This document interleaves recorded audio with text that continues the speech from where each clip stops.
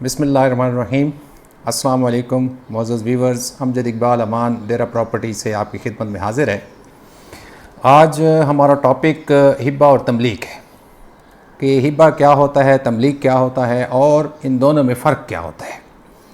کیونکہ پراپرٹی کا بزنس ہے، بہت سارے لوگ ہوتے ہیں، رجسٹری کرواتے ہیں، انتقال کرواتے ہیں، تو کسی کے پاس ہبہ ہوتا ہے، تملیک ہوتا ہے۔ تو آج ہم تھوڑا سا اپنے ویورز کو یہ بتا دیں، اور یہ چینل صرف ان لوگوں کے لیے نہیں ہے جو پراپرٹی کا بزنس کرتے ہیں، بلکہ اس سے آپ سب انفارمیشن لے سکتے ہیں، آپ کے لیے مفید ہو سکتا ہے کہ جو خریدار ہیں یا بیچنے والے ہیں ان کو بھی معلوم ہو کہ ہم کیا کر رہے ہیں۔ ہبہ کو انگریزی میں گفٹ کہتے ہیں، اردو میں اس کو تحفہ کہتے ہیں۔ اب کوئی شخص جو اپنی جائیداد کا مالک ہے وہ کسی کو بھی اپنی جائیداد میں سے بطور تحفہ، بطور ہبہ دے سکتا ہے۔ اب وہ ہبہ اور پراپرٹی میں سے دے کتنا سکتا ہے، یہ ایک موضوع ہے آج ہمارا جو ہم آپ کو بتانے جا رہے ہیں۔ اب اپنی اولاد کے ہوتے ہوئے اگر کوئی شخص کسی کو تحفہ دیتا ہے تو اس کو اختیار ہے کہ وہ اپنی پراپرٹی میں سے کسی کو تحفہ دے دے، اور اکثر اس میں یہ وجہ لکھی جاتی ہے کہ اس نے میری خدمت کی ہے، اس خدمت کے عوض میں اس کو تحفہ دیتا ہوں۔ تو وہ اپنی پراپرٹی میں سے جو اس کی ذاتی پراپرٹی ہے وہ تحفہ دے سکتا ہے۔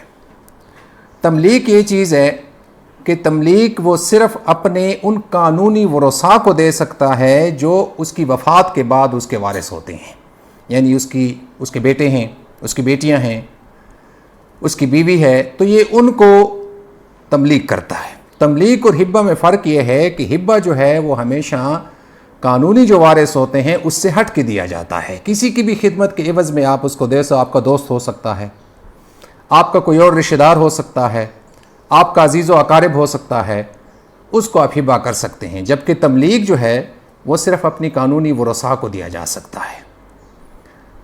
اب تملیک میں جو آپ قانونی ورثاء کو دیتے ہیں وہ کتنا دے سکتے ہیں، یا اپنی پراپرٹی میں کسی کو کتنا تحفہ دے سکتے ہیں، تو یاد رکھیے گا کہ اس میں 1/3 سے زیادہ آپ کسی کو بھی نہیں دے سکتے، کیونکہ ہمارا دین بھی یہ اس چیز کی اجازت نہیں دیتا۔ فرض کرے کوئی شخص کہتا ہے کہ میں اپنی ساری جائیداد وقف کرتا ہوں، مدرسے کو دیتا ہوں، تو وہ نہیں دے سکتا، وہ صرف 1/3 دے سکتا ہے، باقی اس کے جو ورثاء ہیں یہ ان کا حق ہے۔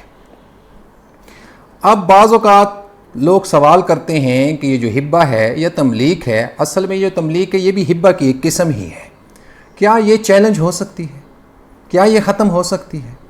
ظاہر ہے اس میں پھر دیکھا جاتا ہے اس کی انٹینشن کہ نیت کیا تھی۔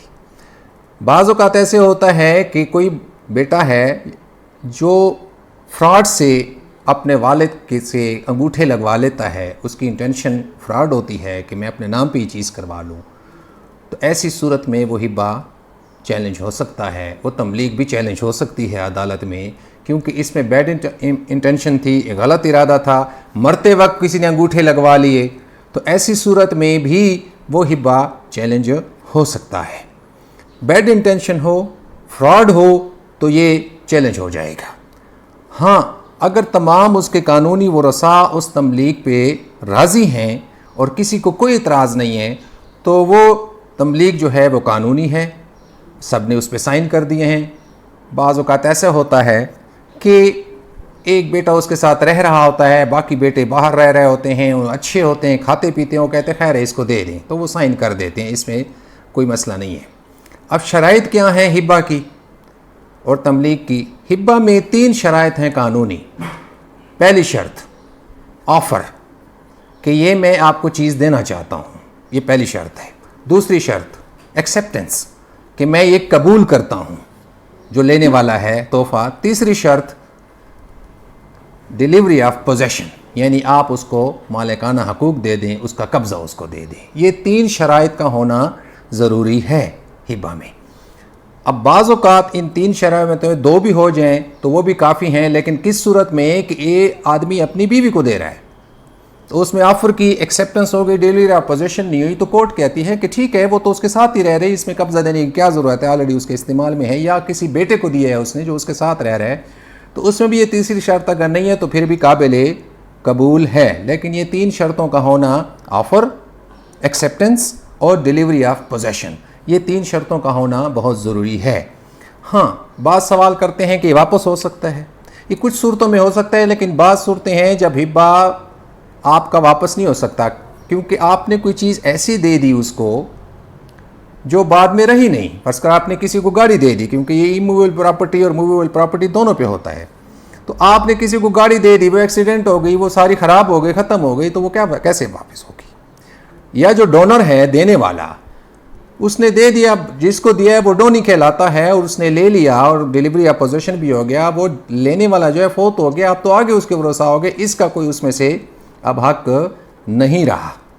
تو جو مین جو بات ہے وہ یہ یاد رکھیے گا کہ جو ہبہ ہے وہ ادر دین قانونی ورثاء ہوتا ہے، اور جو تملیک ہوتی ہے وہ اپنے وارثوں کو لیے ہوتی ہے۔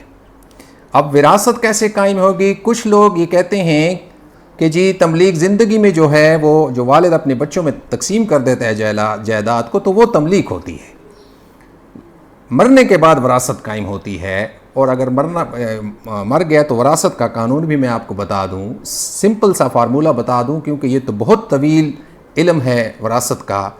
سمپل سا فارمولہ یہ ہے کہ بیٹے کے 2 حصے ہیں اور بیٹی کا 1 حصہ ہے، اس طرح بیوہ کا 8واں حصہ ہے۔ اب کسی کی بیوی پہلے فوت ہو گئی ہے، وہ آدمی فوت ہوا تو اس کی جائیداد بچ گئی، تو بیٹے کے 2 حصے ہوں گے اور بیٹی کا 1 حصہ ہوگا۔ ایک مثال دے دیتے ہوں، فرض کرو 6 مرلے کا گھر ہے، ایک بیٹا ہے اور 2 بیٹیاں ہیں، تو اس میں سے 3 مرلے چلا جائے گا بیٹے کو، اور باقی جو 3 مرلے ہے وہ 1.5 مرلہ چلا جائے گا بیٹیوں کو، تو اس طرح جو ہے 6 مرلے پورے ہو جائیں گے۔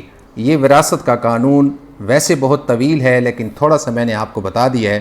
اب یہ وراثت ملے گی کیسے؟ تو اس کے لیے بھی طریقہ کار ہے، پہلے مفتی سے فتویٰ لینا پڑتا ہے، ورثاء بتانے پڑتے ہیں، اس کے کون کون سے ورثاء ہیں، مفتی صاحب جو ہوں وہ اپنی مہر لگا دیتے ہیں، اپنے پیڈ پہ لکھ دیتے ہیں، اسی کے مطابق آگے رجسٹریاں اور سب کچھ عمل میں لایا جا سکتا ہے، اور اسی سے آپ زمین خرید بھی سکتے ہیں، اس وارث سے وہ آگے دینے کا آپ کو جو ہے قانونی طور پر جو ہے وہ اس کا اختیار حاصل ہے کہ اپنی زمین اب آگے کسی کو دے دے۔ تو آج ہم نے تملیک پہ، ہبہ پہ اور تھوڑی سی وراثت پہ بات کی ہے۔ اس سلسلے میں اگر آپ کو کوئی سوال ہو تو وہ بھی پوچھ سکتے ہیں۔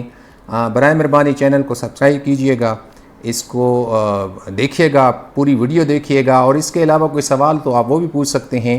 ہم آپ کی خدمت میں ایسے ہی ویڈیوز بھیجتے رہیں گے جو نہ صرف آپ کی معلومات میں اضافہ کرے بلکہ آپ کو قانونی تحفظ بھی دے، اور اس میں بھی آپ جب کوئی جائیداد خریدنے یا بیچنے جائیں تو آپ کو معلومات ہوں۔ امید ہے آپ کو ویڈیو پسند آئے گی۔